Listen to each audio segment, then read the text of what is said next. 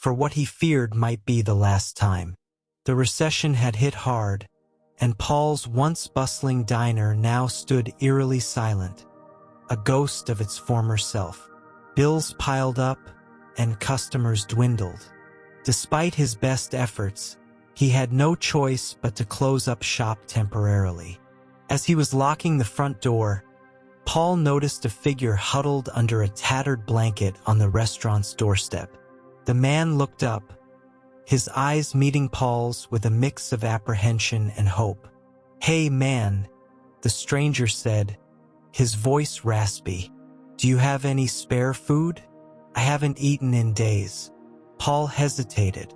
He was barely holding it together himself. But something in the man's eyes, a deep, haunting vulnerability, tugged at his heartstrings. He sighed and unlocked the door again. "Come on in. I've got some leftovers that would just go to waste otherwise." The man's face lit up with gratitude as he followed Paul inside. Paul introduced himself as he rummaged through the kitchen, pulling out a container of yesterday's lasagna. "Name's Ben," the vagrant replied, accepting the food with shaking hands. He devoured the meal like it was his first in months, which Paul later learned wasn't far from the truth. As Ben ate, Paul found himself opening up about his struggles, the words pouring out as if he were talking to an old friend. Ben listened intently, nodding sympathetically at all the right moments. After a while, Paul realized he couldn't just send Ben back to the cold street. "Listen, Ben," he began, "I'm closing up for a bit. Got no customers, and I need to figure some things out. But you're welcome to stay here while I'm gone. It's warm, and there's a cot in the back." Ben's eyes widened. "Are you serious?" "Yeah. Just keep the place tidy. Okay? I'll be back in a week to check on things." Grateful beyond words, Ben agreed, and Paul left, hoping he was making the right decision.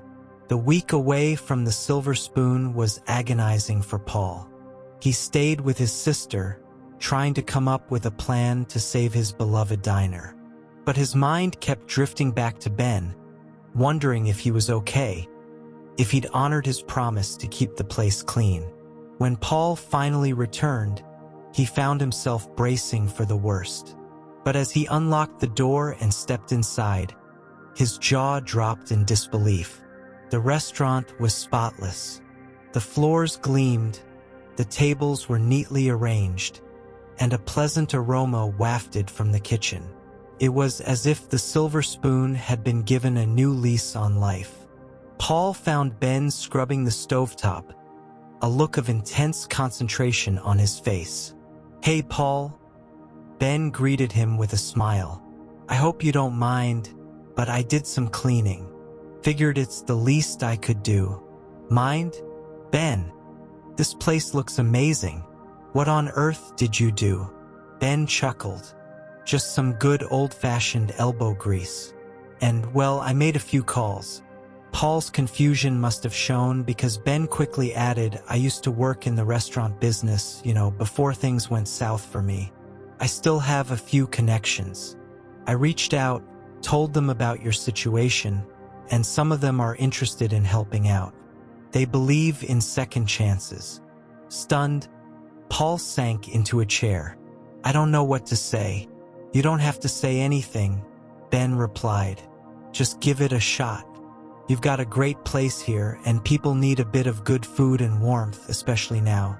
Over the next few days, Paul worked alongside Ben, revamping the menu, sprucing up the decor, and preparing for a grand reopening. Ben's connections came through, spreading the word and even donating supplies.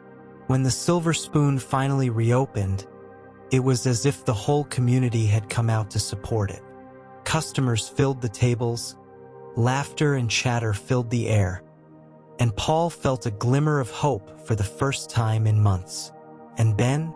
He became an integral part of the Silver Spoon's revival, not just as a worker, but as a friend. Paul learned that sometimes Help comes from the most unexpected places, and that giving someone a second chance can lead to a new beginning for both parties. The silver spoon flourished, and so did Paul and Ben, proving that even in the darkest times, a little kindness and trust can spark a transformation beyond imagination.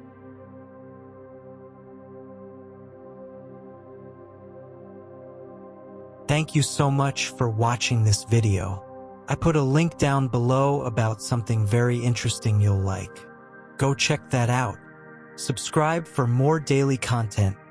See you on the next one.